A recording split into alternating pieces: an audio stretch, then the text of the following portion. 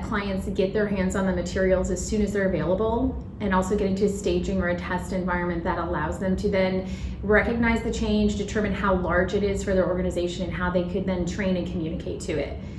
Also recognizing if it's an opt-in or a required change is also something that's really crucial. If it's opt-in, you have time to introduce it as an enhancement at your own time and schedule that your organization can handle it. So I would recommend getting your hands on the materials, taking any of the training and or webinars that are available for the information.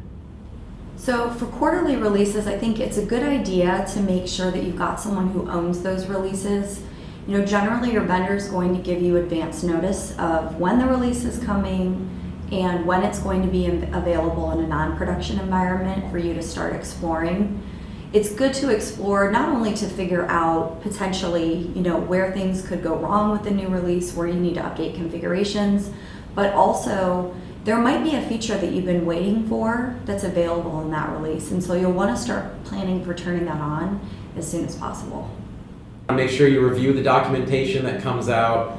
Make sure that you're looking at any testing that you should accomplish, and consider maybe including any new features that are rolled out. Make sure that those are enabled if it is relevant to your business.